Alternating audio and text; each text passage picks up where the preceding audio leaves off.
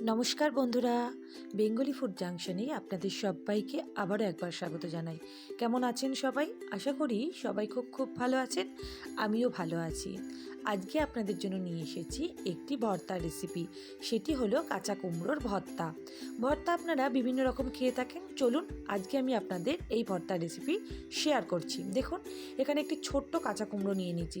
সাধারণত বাজার এই কুমড়োগুলো সহজে পাওয়া যায় না। যখন পাওয়া যাবে তখন আপনারা এই কুমড়োটি দিয়ে একবার এই ধরনের ভর্তাটি করে দেখতে পারেন। কথা দিচ্ছি, সব ধরনের ভর্তাকে হার মানিয়ে দেবে। এরপর আমি কুমড়োটি ছোট ছোট করে কেটে নেব। আমি এখানে অর্ধেক কুমড়ো ব্যবহার করছি। কুমড়োর কিন্তু আমি খোসাটি ছাড়াবো না, এটি সমেতই ভর্তা বানাবো। এবার ঠিক আমি এরকম ছোট ছোট করে কুমড়োর টুকরো করে নিচ্ছি। আজকে আপনাদের এই ভর্তা রেসিপিটি যদি ভালো লেগে থাকে তাহলে লাইক, শেয়ার ও কমেন্ট করতে একদমই ভুলবেন না।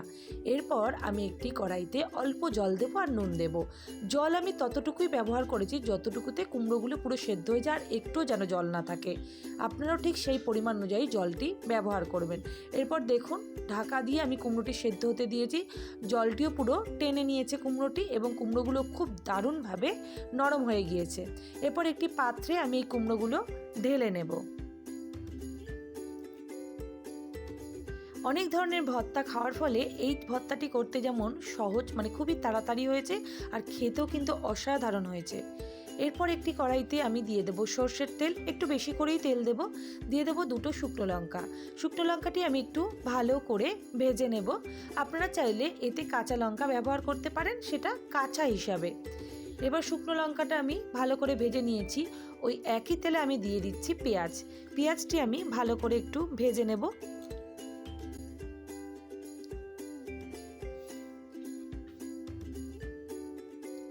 পেঁয়াজটি ভাজার জন্য আমি এখানে পেঁয়াজের মধ্যে দিয়ে দিচ্ছি সামান্য লবণ, দিয়ে ভাজা করে নিচ্ছি।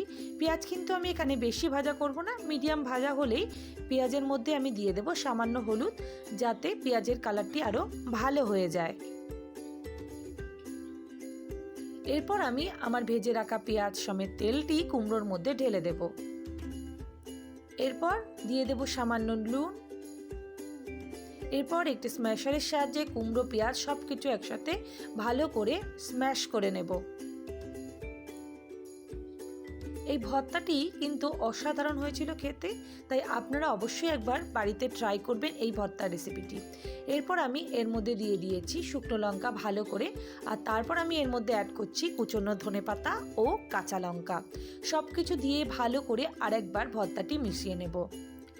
আপনারা যদি আমার চ্যানেলে নতুন হয়ে থাকেন তাহলে চ্যানেলটি সাবস্ক্রাইব করে পাশে থাকা বেল বাটনটি চাপ দিয়ে দেবেন। তাহলে আমি যখনই রেসিপি দেবো আপনারা খুব সহজেই সেটি দেখে নিতে পারবেন। আজকে আমাদের ভর্তা পুরোপুরি রেডি। এরপর ওপর থেকে আমি ছড়িয়ে দিচ্ছি আরও একটু সর্ষের তেল। গরম ভাতে এই ভর্তা হলে আর কিছুই লাগবে না।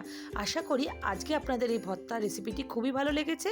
সবাইকে অসংখ্য ধন্যবাদ ভিডিওটি দেখার জন্য। সবাই খুব ভালো থাকবেন।